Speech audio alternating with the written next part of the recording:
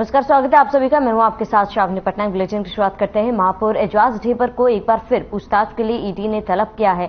हालांकि ईडी की पूछताछ से पहले महापौर में प्रेस वार्ता की और ईडी कार्रवाई के खिलाफ महापौर ने कहा कि ईडी के अधिकारी दबावपूर्वक कार्रवाई कर कांग्रेस के कार्यकर्ताओं को परेशान करने की कोशिश की जा रही है।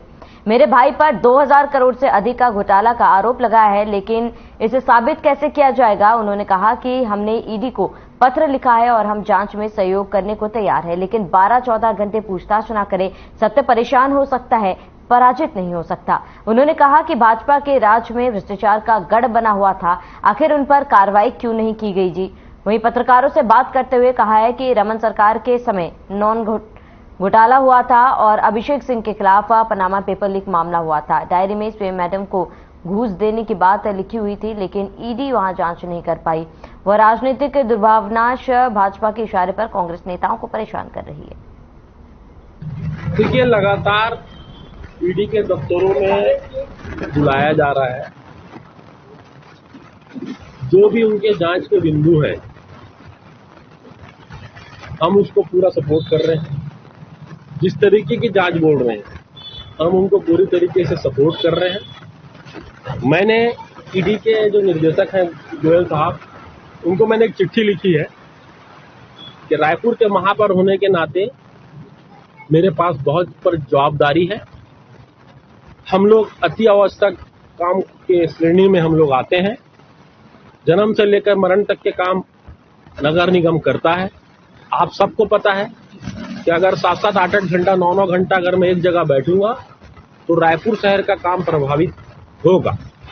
आप सबको पता है कि शहर में भी अमृत मिशन का काम चल रहा है, जिसमें सड़कें अभी पूरी उबड़ खाबड़ है। लगातार हम लोग घूम घूम के उसको ठीक करा रहे हैं। देखिए, 2020 में इसकी शुरुआत हुई थी। आदरणीय रमन सिंह जी को चिट्ठी आई थी, मगर उसके बाद आप पता कर लीजिए रमन सिंह जी को कौन सा सम्मान गया, ला के दिखाएं। सीएम मैडम का नाम आया, उनको कौन सा सम्मान गया है वो बताएं। उनके बेटे ने पनामा घोटाला किया, क्या उसकी जांच करेंगे ये लोग? क्यों जांच नहीं करते पनामा घोटाले की? क्यों जांच नहीं कर रहे नान घोटाले की? कौन है इन लोग? सीएम मैडम कौन थी? डायरी में लिखा हुआ है, सरकारी डायरी में लिखा हुआ है।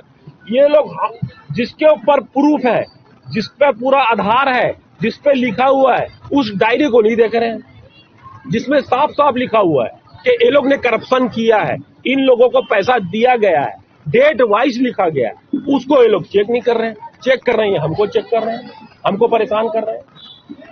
और खैर कोई दिक्कत नहीं, ये जितना भी हमें वो कर लें, हम तो इनकी जो भी जांच का बिंदु होगा उस पर हम पूरा सहयोग करेंगे।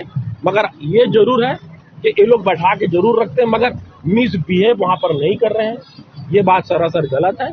वहां पर ऊपर में कोई मिसबिहेव नहीं किया जाता। जो भी कुछ है उनकी पूछताछ के जो बिंदु रहते हैं, पूछताछ करते हैं। मगर ये जरूर है कि इस तरीके का आपको 14-14, 15-15, उस दिन हम लोग को 15 घंटा बैठाया, तो इस तरीके का जो है क्रिटिसाइज किया जा रहा है। 15-15 घंटा बैठाने की कोशिश की जा रही है, राजनीतिक षड्यंत्र किया जा रहा है कि किस तरीके से यहाँ पर आदरणीय भूपेश बघेल जी की सरकार को अस्थायी की जाए, किस तरीके से सरकार को यहाँ पर हिलाया जाए, किस तरीके से सरकार को पूरे तरीके से यहाँ पर झुकाया जाए, उसके प्रयास किए जा रहा है। जो पूरे देश में आप देख रहे हैं। डेली आप मीडिया देखते हो, उठा के डेली चैनल चेंज करते हो, वहां का विधायक उसमें चले गया, वहां का विधायक को खरीद के भारतीय जनता पार्टी वाले सरकार बना लिए मध्य प्रदेश में।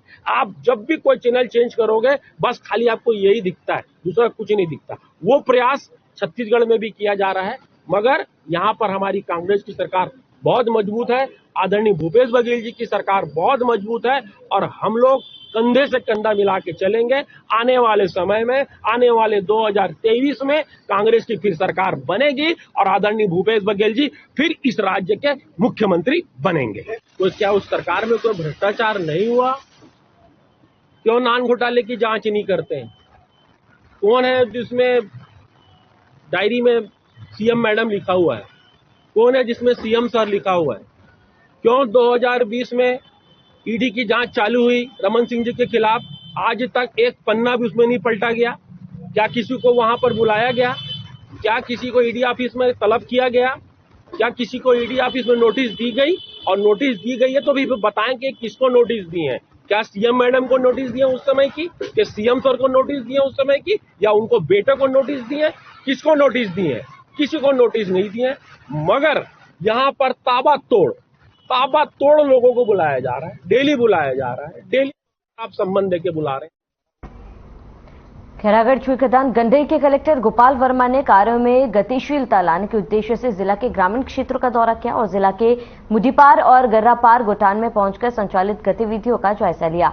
कलेक्टर ने इस दौरान गोटान में बनने वाले वर्मी कंपोस्ट, वर्मी वॉश, मसाला यूनिट और फेंसिंग तार यूनिट का अवलोकन किया। कलेक्टर ने मसाला यूनिट और फेंसिंग तार निर्माण में लगे समूहों से चर्चा की और उत्पाद की गुणवत्ता देखकर आश्वस्त हुए। वहीं गोपाल वर्मा ने कहा कि गोटान में 1 सप्ताह के भीतर पानी की व्यवस्था, समतलीकरण और कुक्कुट शेड बनाए जाएं।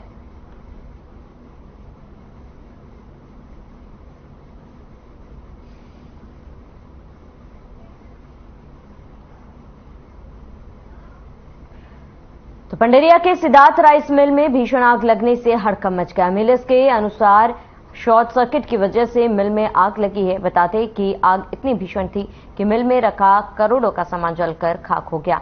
आग लगने पर मिलर्स की सूचना पर फायर ब्रिगेड तत्काल मौके पर पहुंचकर आग पर काबू पाया।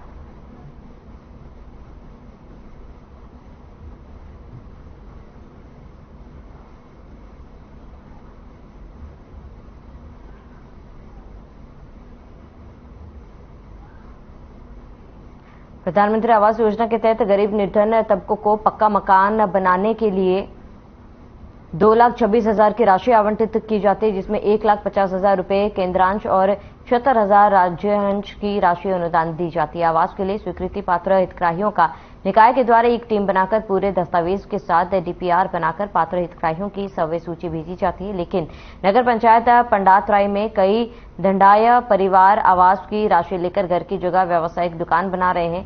जब मीडिया पीएम आवास के नाम पर विभागीय इंजीनियर और कर्मचारियों की घोर अनियमितता की जानकारी लेने पहुंचे तो संबंधित जिम्मेवार अधिकारी गोलमाल जवाब देकर पल्ला झाड़ने लगे और उन्होंने इस घोर लापरवाही पर जांच कर कार्रवाई करने की बात कही है। वहीं पंडेरिया एसडीएम दिलेराम डाहिरे ने कहा है कि संबंधित विभाग की घोर लापरवाही पर तत्काल जांच कमेटी गठित कर जांच की जाएगी। योजना में अनियमितता पाए जाने पर संबंधित विभाग और हितग्राहियों के विरुद्ध अनुशासनात्मक कार्रवाई करते हुए रिकवरी की कार्रवाई भी की जाएगी।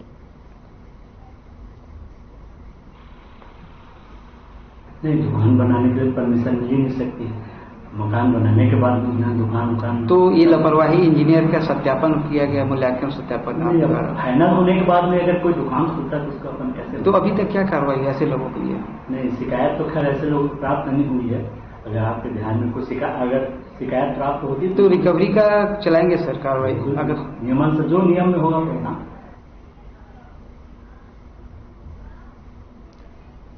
सुकमा से बड़ी जानकारी। जंगलों में सुरक्षा बल और नक्सलियों के बीच मुठभेड़। सुबह 5:30 बजे मुठभेड़ हुई थी। गोलापल्ली के दंतेशपुरम के जंगलों में छिपे थे 8 नक्सली। सुरक्षा बल की टीम को पहुंचते ही नक्सलियों ने गोलीबारी की। गोलीबारी में एक नक्सली की मौत हुई है। भारी मात्रा में आर्म्स एमुनिशन बरामद हुआ। बड़ी जानकारी आपको बताते इस वक्त की बड़ी खबर, अहम जानकारी से आपको रूबरू करा रहे हैं सुकमा से इस वक्त की बड़ी खबर। गोलीबारी में एक नक्सली की मौत हुई है और भारी मात्रा में आर्म्स एमुनिशन बरामद किया गया। गोलापल्ली के दंतेशपुरम के जंगलों में सुरक्षा बल की टीम को पहुंचते ही गोलीबारी की गई थी। इस वक्त की बड़ी खबर आपको बता रहे हैं। गोलीबारी में एक नक्सली की मौत हुई है और भारी मात्रा में आर्म्स एमुनिशन बरामद किया गया।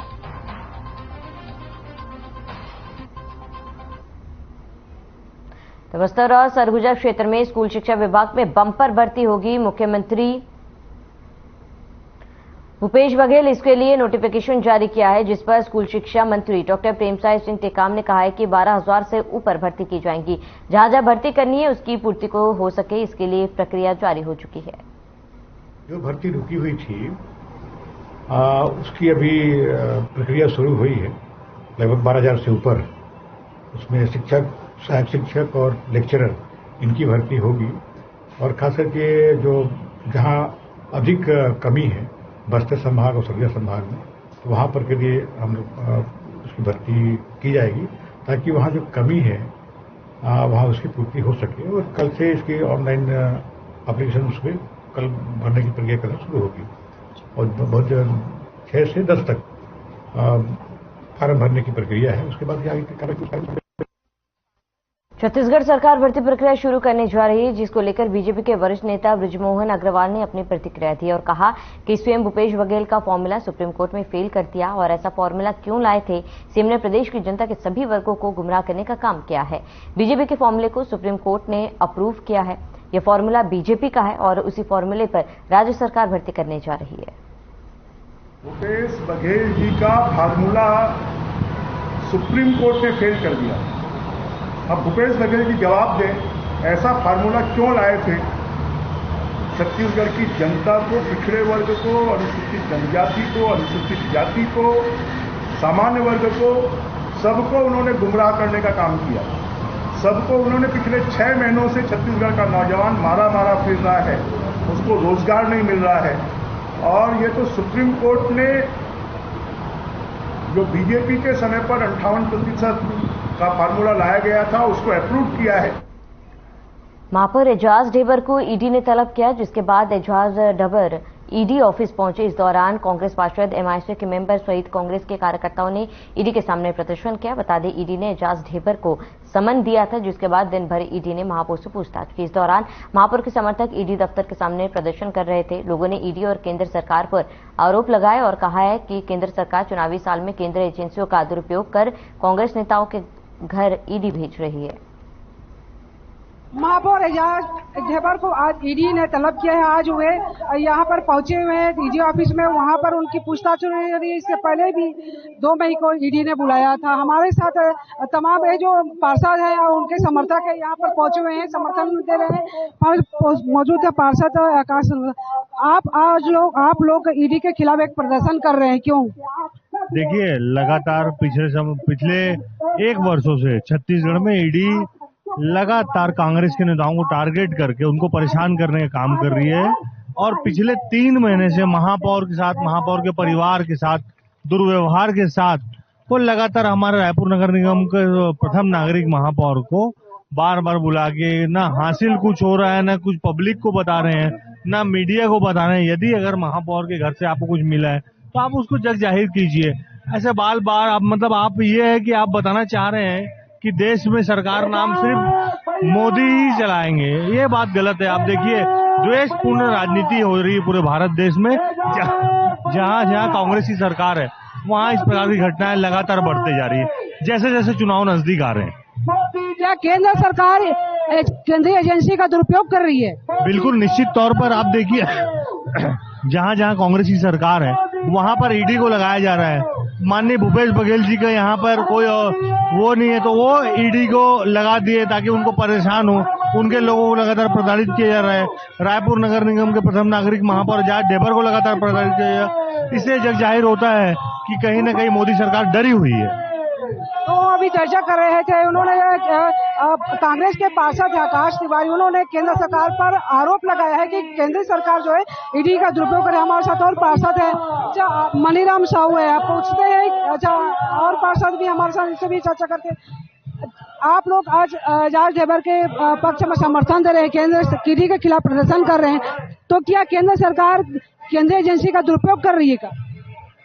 इसमें कोई पूछने की बात या सोचने की बात ही नहीं है। यही नहीं, छत्तीसगढ़ ही नहीं, पूरे देश के अंदर में जहां पर भी विपक्ष की सरकारें चल रही है, केरल से लेकर कन्याकुमारी तक और बंगाल से लेकर हिमाचल तक, हर जगह जहां पर भी विपक्षी सरकारें हैं, किसी न किसी तरीके से तंग करने का काम उन सरकारों को ईडी के द्वारा, सीबीआई के द्वारा, अन्य जो एजेंसियां हैं सरकार की, इनकम टैक्स के द्वारा की जा रही है। छत्तीसगढ़ में भी चुनाव साल है। चुनावी साल में सरकार को बदनाम कर, कांग्रेस पार्टी के नेताओं को बदनाम करने के लिए ये एक असफल प्रयास है मोदी जी का, अमित शाह का। भले अन्य प्रदेशों में उन्होंने सफलता पाई हो, लेकिन यहाँ पर वो सफल नहीं होंगे और निश्चित रूप से हम लोग उभर कर आगे आएंगे। आगे क्या रणनीति रहेगी आप लोगों की?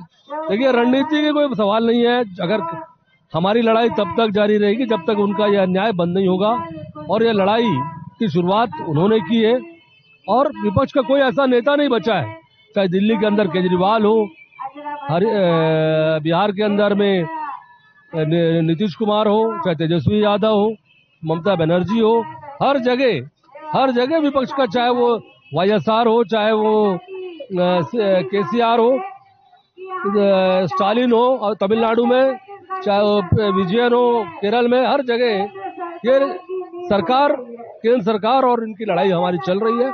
विपक्ष की लड़ाई चल रही है, विपक्ष एक मत होकर हर जगह इनसे लड़ाई लड़ेगा। मांगे क्या है आपकी? मांगे है झूठे आरोप लगाना बंद करे, झूठे मामले भरना बंद करे, सीबीआई ईडी का राजनीतिकरण बंद करे, और सबसे बड़ी बात, सुप्रीम कोर्ट ने जिस ईडी के जो मुखिया हैं, जिनको 3 बार बार एक्सटेंशन दिया गया, 3 बार उनको नियुक्ति देते जा रही है रिटायरमेंट के बाद भी, कहीं न कहीं वो आरएसएस के आदमी है, ये बात समझ में आता है, इसलिए उनको पुनः नियुक्ति जा रही है। ये अपने आप में प्रश्नवाची है, उनकी जो कार्रवाइयां होती है वो पूर्वाग्रह से ग्रस्त रहती है। कैमरामैन रवि के साथ मैं चित्रा पटेल, आनंद न्यूज, रायपुर। सीएम भूपेश बघेल का बयान सामने आया। भाजपा के कई विधायक कांग्रेस के संपर्क में हैं, जिसके पलटवार में पूर्व नेता प्रतिपक्ष धर्मलाल कौशिक का बयान सामने आया था। उन्होंने कहा था कि हमारी चिंता करने की आवश्यकता नहीं है। मुख्यमंत्री भूपेश बघेल को कांग्रेस में नीचे से ऊपर तक लोग परेशान है, विधायक से जनप्रतिनिधि तक सरेआम आरोप लगा रहे हैं। देखो, आज जो 14 विधायक है, हम लोग समकक्ष हैं और एक साथ काम करने वाले हैं, और जहां तक उनका ये आरोप लगाना, तो आज कांग्रेस में क्या स्थिति है पहले मुख्यमंत्री जी स्पष्ट कर ले कि किस प्रकार से कांग्रेस में लोग नीचे से ऊपर तक परेशान हैं। सरेआम जो लोग आरोप लगा रहे हैं और उसको लेकर के मुख्यमंत्री भी सरकार के ऊपर जिस प्रकार से उनके विधायक और जनप्रतिनिधि आरोप लगाते हैं, उस बात को तो मुख्यमंत्री संभाल नहीं पा रहे हैं और साइड लाइन दूसरे की चिंता कर रहे हैं। हमारी चिंता करने की मुख्यमंत्री की आवश्यकता नहीं है। अंबिकापुर में मां महामाया एयरपोर्ट में प्रवेश को लेकर विवाद हो गया। कांग्रेस जिला अध्यक्ष राकेश गुप्ता और श्रम कल्याण बोर्ड के अध्यक्ष शफी अहमद को पुलिस ने एयरपोर्ट के अंदर जाने से रोक दिया। बता दें कि मुख्यमंत्री भूपेश बघेल मां महामाया एयरपोर्ट का निरीक्षण करने पहुंचे थे। वही समर्थकों को रोके जाने पर स्वास्थ्य मंत्री टीएस सिंहदेव का बयान सामने आया है। स्वास्थ्य मंत्री ने कहा है कि अधिकारियों को मालूम होना चाहिए किसको आने देना है और किसको नहीं। प्रोटोकॉल का पालन होना चाहिए।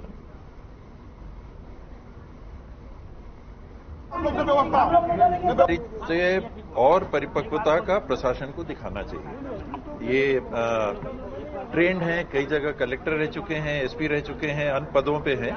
इनको मालूम होना चाहिए कि हमको किसको अलाउ करना है, किसको नहीं अलाउ करना है। आमतौर पे हर आदमी जाना चाहता है। ये एयरपोर्ट है, इसकी कुछ और पाबंदियां रहती हैं कि हर व्यक्ति को जाने से पाबंदी है, तो वहां तक भी समझ में आता है। पर किनको जाना, एक राज्य सरकार ने प्रोटोकॉल की सूची बना रखी है। उस प्रोटोकॉल की सूची में जो आते हैं उनको प्राथमिकता देनी। रायपुर के शाला प्रवेश उत्सव में गणवेश के साथ में पुस्तक दी जाएगी। बता दें कि हर साल बच्चे इसका इंतजार करते। इस साल की तैयारी को लेकर स्कूल शिक्षा मंत्री डॉक्टर प्रेमसाय सिंह टेकाम का बयान सामने आया। उन्होंने कहा है कि इस साल व्यवस्था दुरुस्त है। इस साल 18 जून के बाद नए स्कूल सत्र शुरू हो जाएगा। उस समय बच्चों की किताबें, गणवेश सभी की व्यवस्था होगी। इस साल की व्यवस्था बिल्कुल चुस्त है और शाला जो प्रवेश उत्सव होगा, नए शैक्षणिक सत्र जब शुरू होंगे 15-16 जून के बाद, तो उस समय बच्चों की किताबें, बच्चों की गणवेश की सारी व्यवस्था रहेगी। और किताबें तो मैं समझता हूँ कि जो 10वीं तक की किताबें हैं, 9वीं और 10वीं की किताबें, उनको हम स्कूल में भेजते हैं। भेजने की प्रक्रिया उसमें रहती है। और पहली से लेकर 8वीं तक की जो व्यवस्था रहती है वो संकुल तक भेजने की उसमें रहता है। क्योंकि जो डिपो बने हुए हैं अलग अलग, वहाँ भेजते हैं, वहाँ से फिर संकुल तक जाता है और हाई स्कूल का किताबें वो स्कूल तक पहुँचाने की व्यवस्था रहती है। जिला सहकारी केंद्र बैंक अध्यक्ष नवाज खान ग्राम खोबा पहुंचे, जहां किसानों ने उनका स्वागत किया। बता दें कि नवाज खान द्वारा कृषक चौपाल के माध्यम से फसल परिवर्तन की मुहिम चल रही थी, जिसके तहत गन्ना की खेती को प्रोत्साहित करने के लिए इस अभियान में जुटे हुए ग्राम खोबा में कृषक चौपाल लगाकर गन्ना की खेती का फायदा बताया और प्रदेश सरकार की योजनाओं को विस्तार से बताया है। वहीं किसानों को आर्थिक रूप से मजबूत होने के लिए फसल परिवर्तन कर गन्ना खेती का प्रशिक्षण दिया गया और कार्यक्रम के पश्चात नवाज खान किसान भोज में किसानों को भोजन परोसने के लिए जुट गए। इसके साथ ही इस कार्यक्रम में जिला के कई कांग्रेसी नेता भी शामिल हुए।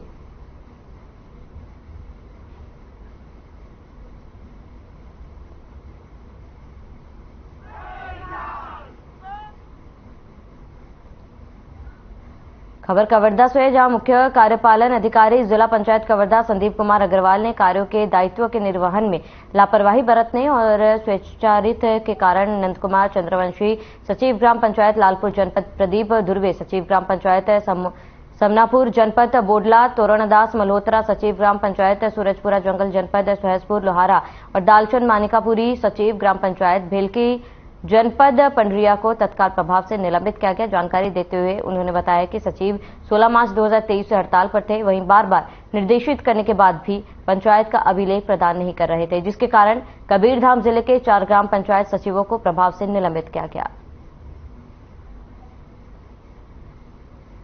ग्राम पंचायत सचिवों के द्वारा पंचायतों में अभिलेख जमा नहीं करने एवं 15 वित्त जीपीडीपी कार्य नहीं करने के कारण 4 सचिवों को निलंबित किया गया है। इस वर्तमान सचिव सब हड़ताल पे हैं, जिस कारण अभी अन्य कर्मचारियों को प्रभार दिया गया है, परंतु इनके द्वारा अभिलेख जमा नहीं किए जा रहे हैं, इस कारण कार्रवाई की गई है। अगर भविष्य में सचिव लोग द्वारा ऐसी लापरवाही की जाएगी तो और भी कार्रवाई की जाएगी।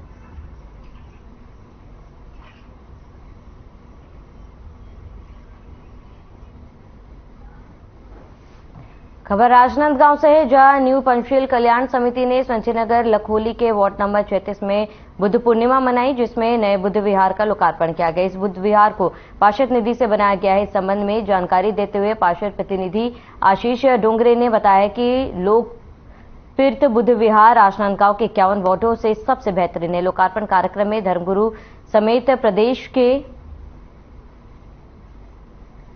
बीजेपी उपाध्यक्ष मधुसूदन यादव, नेता प्रतिपक्ष किशन यदु, वार्ड पार्षद सीताबाई डोंगरे समेत वार्डवासी उपस्थित रहे।